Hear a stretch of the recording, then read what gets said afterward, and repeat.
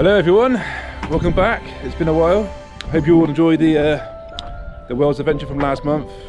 These went down really well. Thank you all for the support. And today I am actually back in Wales, and this time I am at the Monmouthshire Abbey. This video is going to be about a few church ruins around this area. This is South Wales. Not all that far from the English border.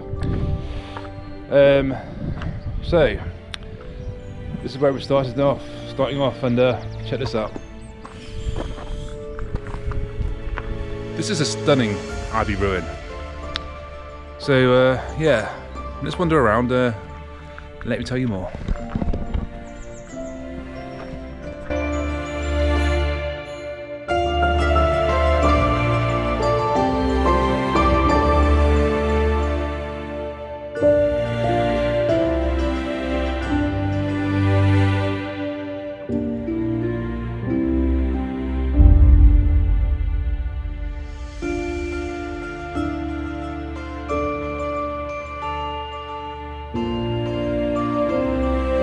So this abbey was actually constructed twice.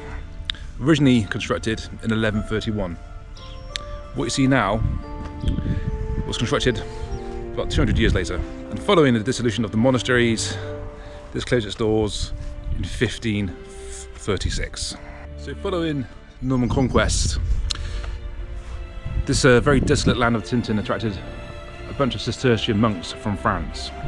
These monks were an offshoot of the Benedictine order, who were growing rapidly at that time, and thus this was built by those Cistercian monks. So this is the main attraction, you could say, of this abbey, and this is the what's left of the ruined church.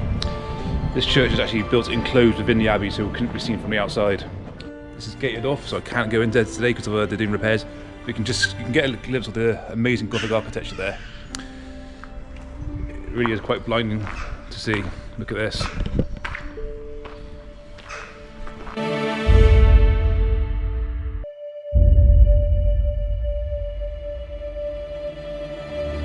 There is actually another very quirky fact about this place, and that is that this is where the heavy metal band Iron Maiden shot the video for Can I Play With Madness?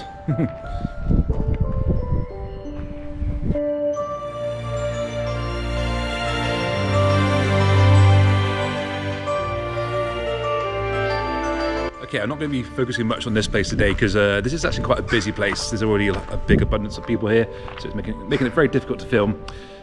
But that's fine. To be honest, this was just like a sort of bonus of what I want to show you next. Because I'm now going to go to two other church ruins nearby, which are hidden, which are out of the way, which I didn't know of till quite later on after I discovered this place. So yes, they will be in our favour, a lot quieter. So I hope that sort of scratches the surface of Tintin Abbey. It really is very easily accessible. Car parks everywhere nearby, so yeah, you'll be fine if you want to visit. So anyway, let's head off to the next place.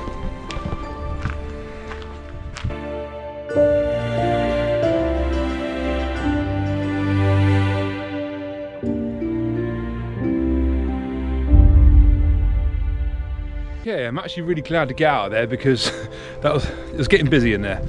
You know, it's only been open for half an hour. And you know, it's a Wednesday today, and it's still getting busy. So that's a heads up. If you go there yourself, you're not going to be the only person there, I'm afraid. However, there's a church ruin just a short walk from the abbey that's related, well, has a sort of relation to the abbey. Every time I've been there, it's been dead. It's quite a hidden gem. I admittedly didn't know about it until someone pointed it out to me. So yeah, let's head on there. Let's go.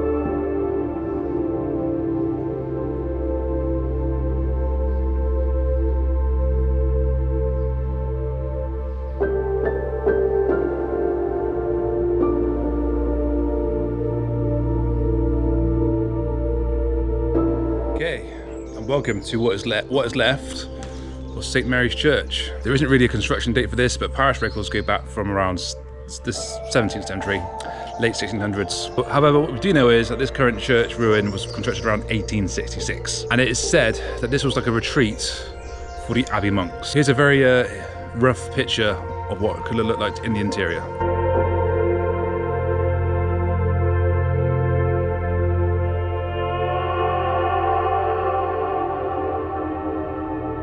As you can see, nature is very much reclaiming its place here.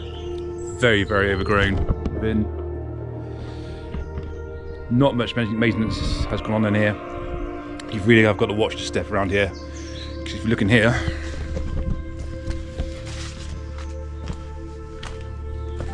there's a drop there that leads straight to what would have been the basement or crypt or something. Like here. Watching my steps. Very, very strong smell of wild garlic as well. You can see that all around here. Some steps here leading into what would have been the basement. Even with this, I've got to be careful. Very muddy. Okay, watch your head. And here we are.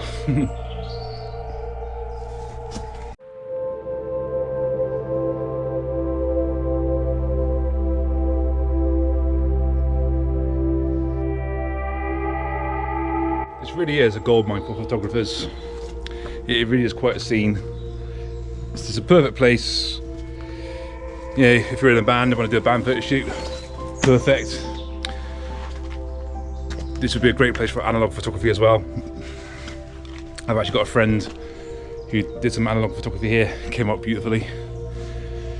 So yeah, I'm glad this is a hidden place. There's a few people here now, but I mean, definitely a lot quieter than Tinton Abbey.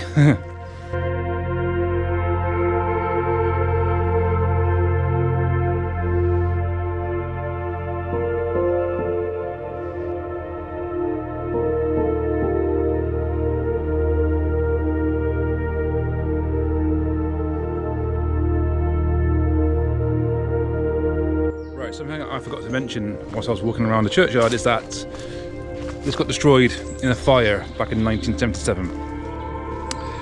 So yeah, this is what remains from that fire. So walking around the churchyard, there's something quite interesting I will tell you about.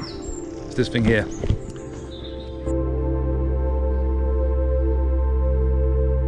So this is a listed sarcophagus tomb, and it was fully restored using traditional methods. And from pieces that have been found from the surrounding plot, you can see that this part here is where it's been connected. What makes the tomb so special is it's the fact that it's one of the earliest monuments that have been restored and protected. Right, it's nice to visit that place again. It's been a while. I think it's been a good year, maybe perhaps, our last visit at this place. So again, I really hope that sparks your interest. Literally, Tinton Abbey, you can more or less see it from here. So if you ever go to Tinton Abbey, come here as well. Right, anyways, one last church ruin for today. It's a short drive away. So please join me, let's go.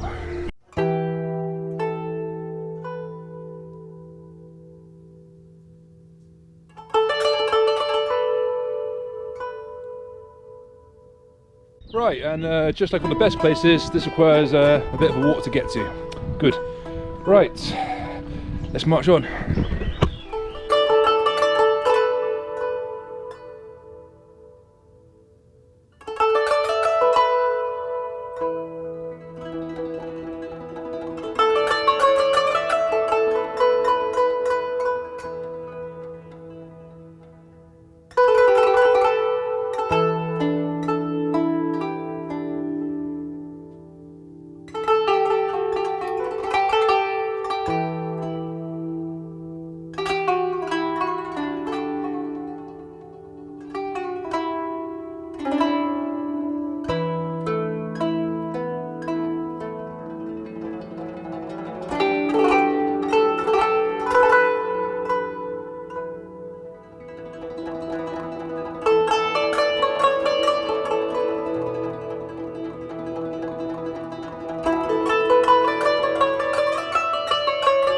we're in St James's Church. This is all that remains of the long forgotten village of Landcourt. This is one of the earliest Christian sites in the Wye Valley. The medieval village of Landcourt was probably abandoned during the Black Death, and this church was probably destroyed by Vikings. It's said that Viking longboats were going up and down the Wye Valley during the invasions of the Wye Valley. I'll show you that river in a moment, but for now, let's absorb this.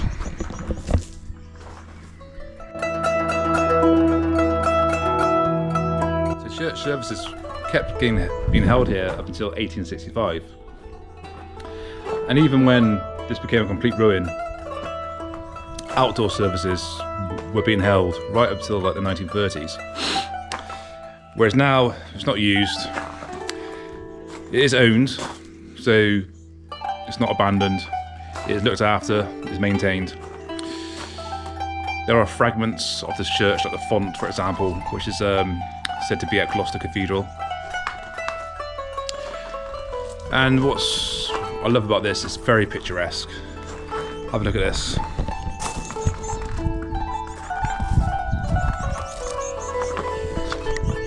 This is really a beautiful location. It's a tiny little church ruin,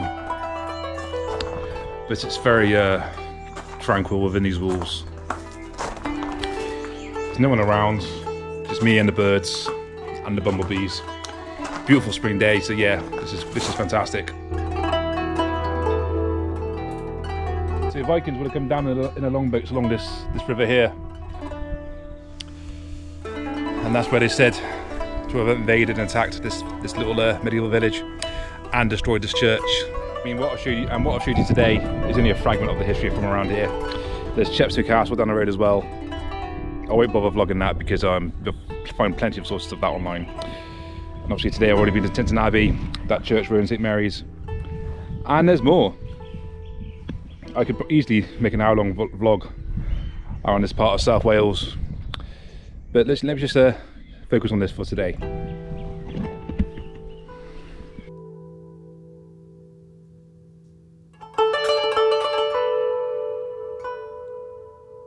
Okay folks, we're going to end the video there. Thanks for watching, I really hope you enjoyed it. It's been good to be back at it, it's been a fun day out, re-exploring these Welsh church ruins. Remember, share this video around, like, comment, subscribe, it really helps this channel. It's still in the early days, it's still quite small, so any help to help it grow will be much appreciated. So again, I really hope this is giving you the itch to check out these places as well. And by all means, remember there's probably plenty of similar church ruins around your area. So dig deep, look for them, find them, document them, show others about them. As I say, if you don't look for what the past has left you, you will not find it. So anyway folks, okay, I'm gonna wrap that one up. See you at the next one. Cheers guys.